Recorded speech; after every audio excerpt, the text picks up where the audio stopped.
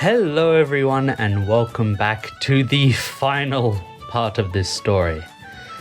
I will admit it's been a really long ride, but today we will finally conclude Claire's story. And after making this really long script, I am starting to dread the rest of the character videos that I'm gonna have to make. I'm pretty sure this will become my second longest video ever. Nope. With the first one being the first part of this series, so that's quite obvious. Following the events of Three Below, Wizards, and the movie to finish this long retelling of the story. Before we begin though, remember to like, comment, and subscribe, check out the gaming channel, and with little to no delay, let's get into it.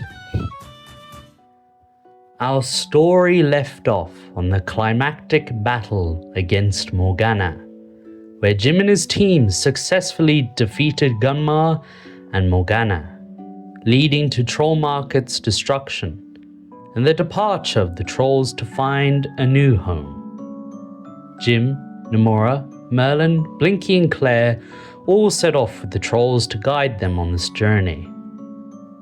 During it, however, they would be attacked by an unknown assailant and a horde of shadow mephits, leading to the group being separated and Jim facing the assailant alone. When the rest defeated the mephits, they found Jim on the ground with a massive shard stuck into the amulet, causing him to writhe on the floor in pain as the dark magic consumed him. Merlin would be able to drive the attacker off and noticed the signet of Camelot on their armor before retreating. Claire can't really believe this has happened and begins to blame herself for Jim's predicament. When the Shadow Staff was destroyed, Claire lost her most valuable weapon, making her feel responsible for Jim, as if she had her staff, she might have been able to do more. Blinky points out that she shouldn't beat herself up about it, reminding her why the staff was destroyed and asks if it was for a good reason. She is taken aback by this question, and he continues, saying that if she feels so regretful, perhaps their decision to destroy the staff was wrong. Blinky wasn't being mean, he was just pointing out her flawed look at the situation. She wanted the staff, but couldn't disagree with the fact on why she didn't have it. He finishes saying, what was more important? Morgana permanently being banished, or Claire having the staff to possibly save Jim? She has no answer and thanks him for his insight. Despite this though, she still feels very guilty, which will come back later. She, Blinky, and Merlin then all climb aboard his flying castle, which he didn't mention ever, but we'll move past it, and heads towards Arcadia. In order to stop the effects of the shard, he encased Jim in a crystal to prevent the shard from creeping towards his heart. Once arriving, Merlin leaves to gather help, while Claire and Blinky stay in the castle. They wait for a while, until Merlin returns with supplies and some good old friends. Toby and Og are excited to see their friends again, as it's been about 2 weeks since they last saw them. They ask what happened to them, to which they explain the attack and Jim's condition. Merlin then brings them all to a room where he explains why he's gathered them. The war between humans and trolls, Morgana's original betrayal, the Battle of Killer Head, and the final banishing of Gunmar. He explains this as he says that the attacker must be from the past, as his armor showed the signet of Camelot, and so he planned to go to the past and investigate who this person might be. Before that could happen though, they would be attacked by the Janus Order. Claire immediately goes to where Jim is and stands alongside Toby and Steve in order to protect him. Eventually, she makes her way to the top of the castle, where Merlin's apprentice is trying to steer it into the past. However, a final blast from the Janus Order causes the castle to be destroyed, and the portal begin to close.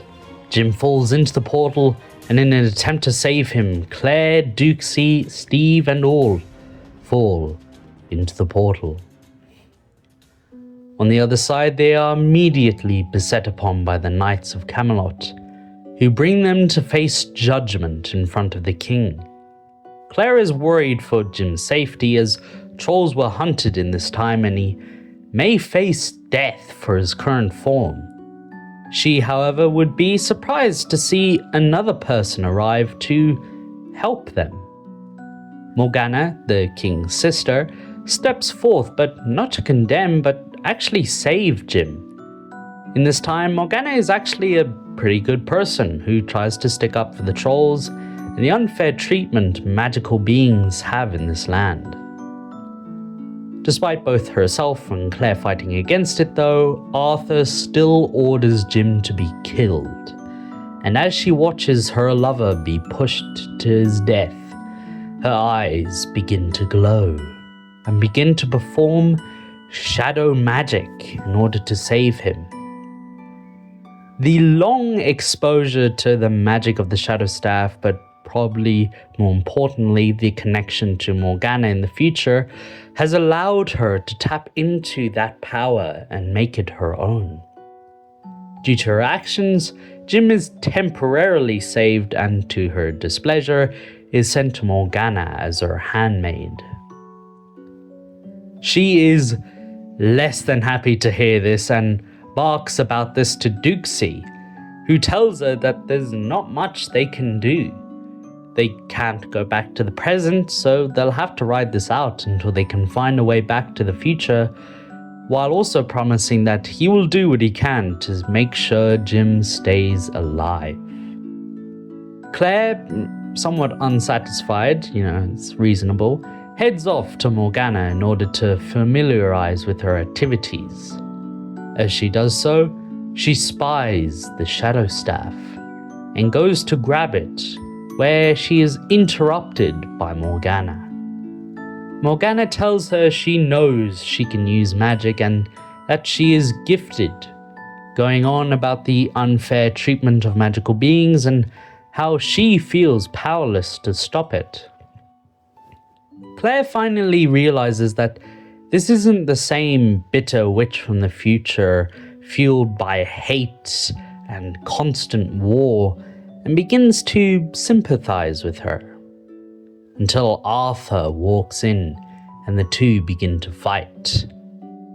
During the fight, Claire overhears that Arthur intends to kill the trolls they have locked up, and decides that tonight they have to break them all out.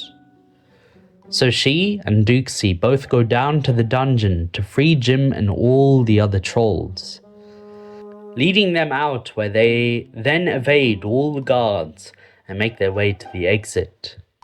Despite this though, the sun is still out, and so the trolls are trapped between the sun's rays and the soldiers on the other side of the bridge. Claire sees this and makes her way to the ramparts of the castle and begins to create a massive shadow which will allow Jim and the trolls to escape into the nearby forest, passing out in doing so.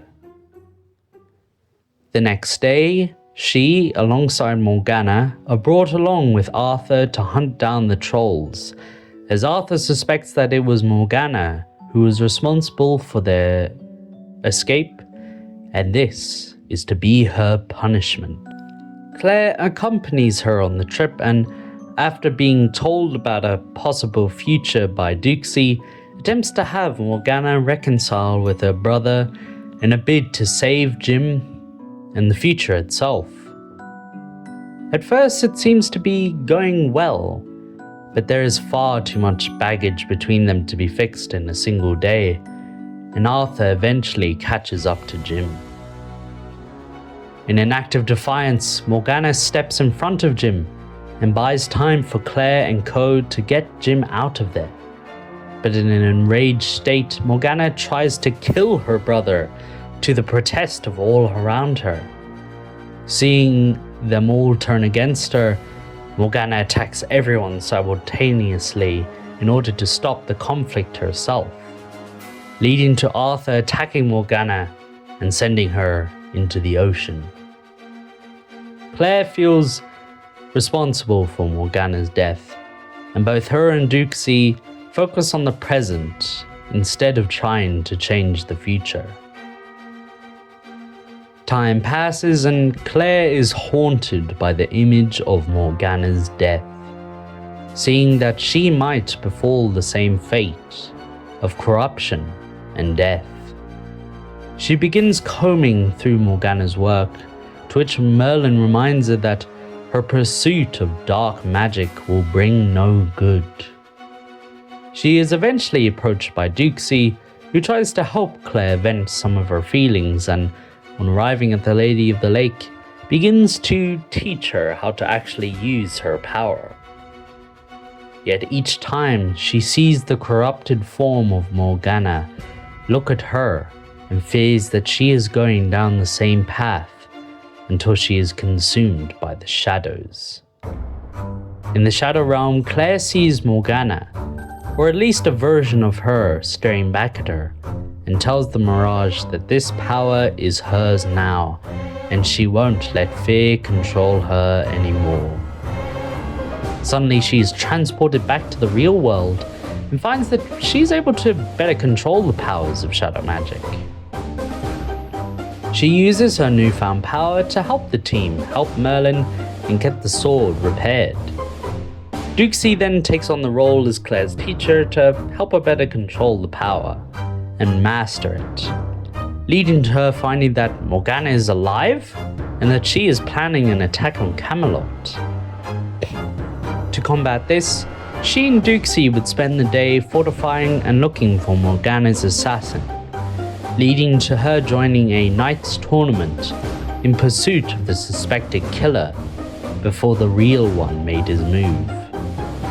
Claire, in a nick of time, transported the assassin away from the king and did battle with the creature until it activated a series of bombs that heavily damaged the defenses of Camelot. To save as many as they could, Claire, Duxie, and Steve would split up in order to cover more ground, eventually meeting back up to kill the assassin. With defenses damaged and many of the soldiers killed, Arthur attempted to reach out to the good trolls in order to make an alliance. Jim had escaped to the base of the good trolls days before, allowing both him and Claire to meet up and go on a bit of a date before the battle began. Bringing him to where Arcadia would eventually be built, they admired the stars and for once had a night of peace and quiet, a calm before the storm, if you will.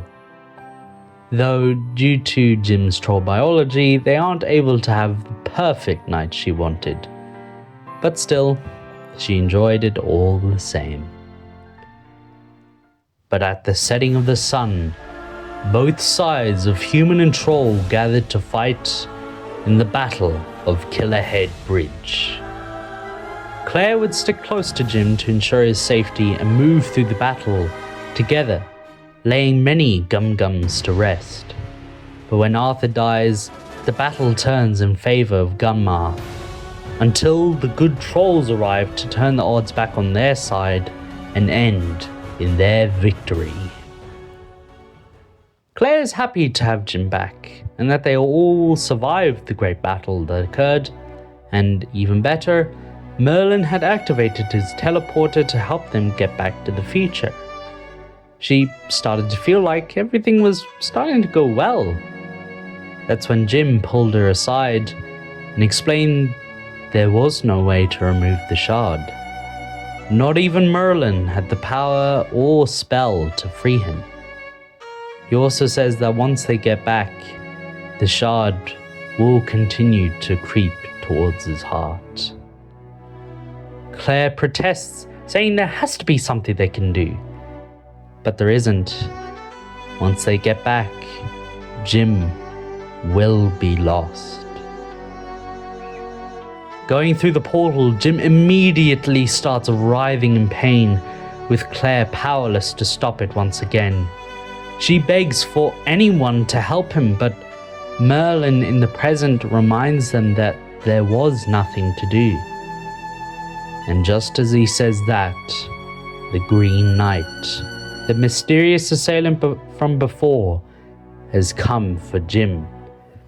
And despite a bit of resistance, it's only a matter of time until he reaches them.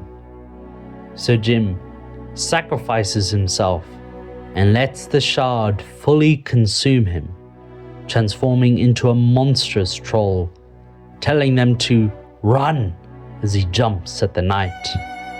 Claire is dragged away by her friends as she watches the love of her life be left behind.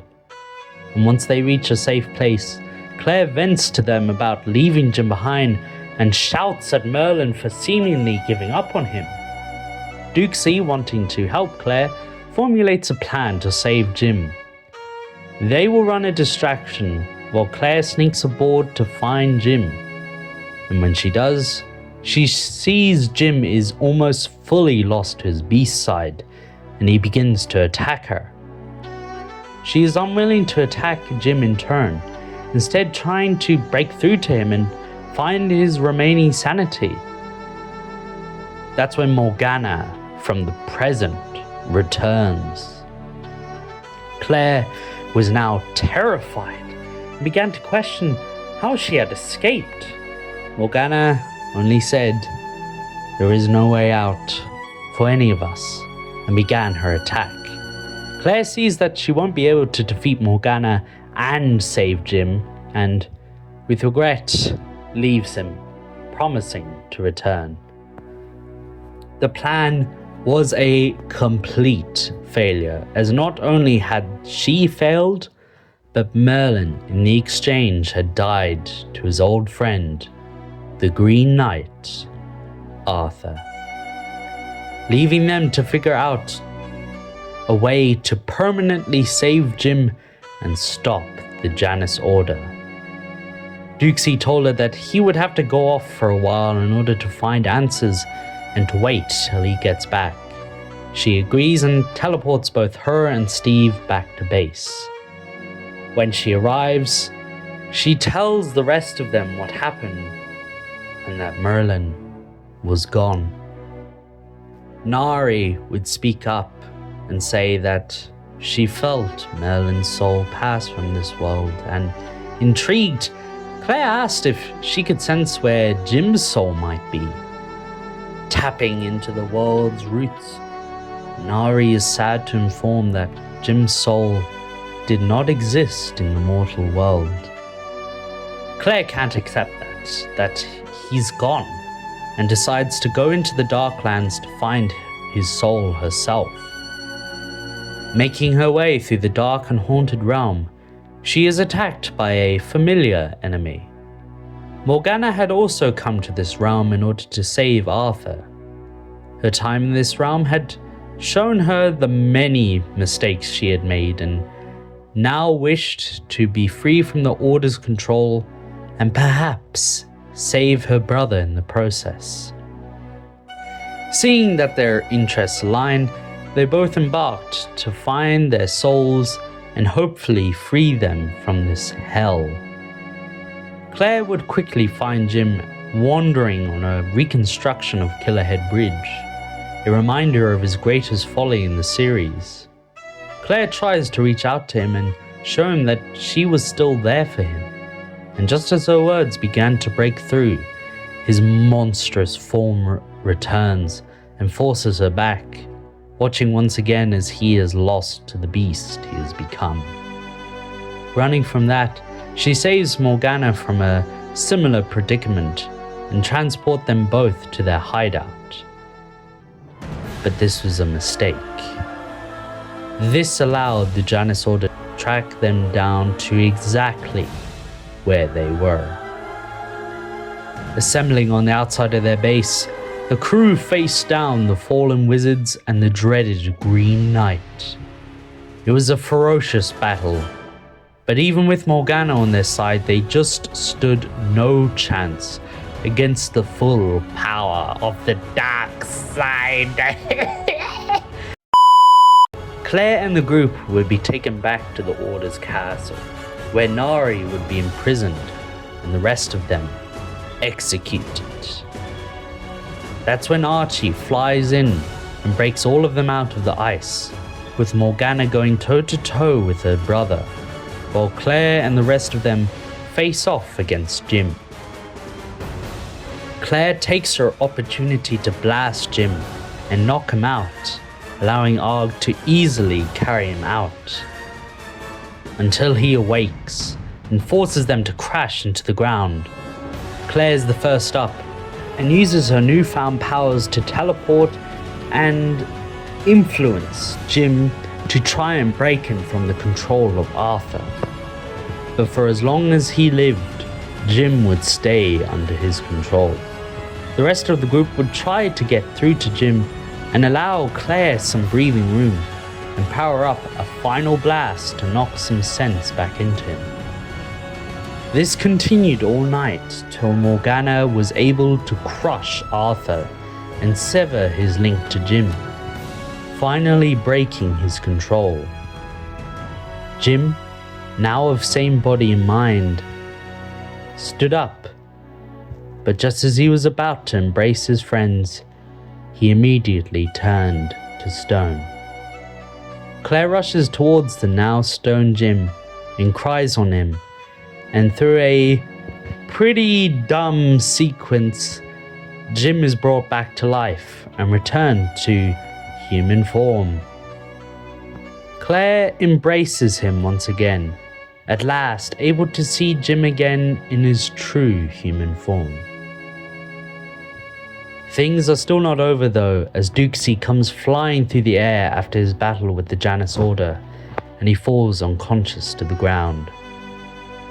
Nari though was able to use her healing magic to bring him back to life, and Claire finally has everything she ever wanted.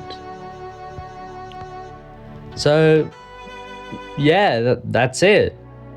Not as long as I thought. A pretty happy ending too. She got her powers, Jim's back, and the world was saved. And there was never anything else after that. It's pretty good. That's right, bitch. We got more to go over. It's time for the movie, baby. Taking place a year later, the group has been training and preparing for the eventual return of the Janus Order, and for them to discover the location of Nari, the last piece in their puzzle for global destruction.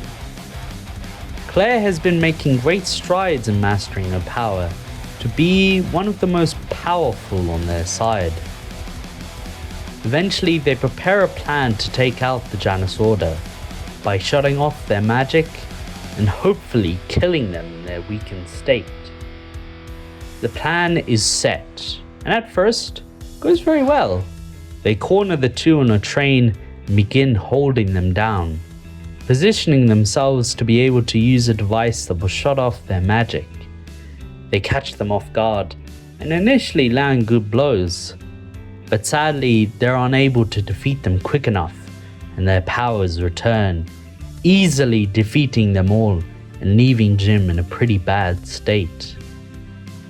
The ambush ends in a defeat, and Nari is taken.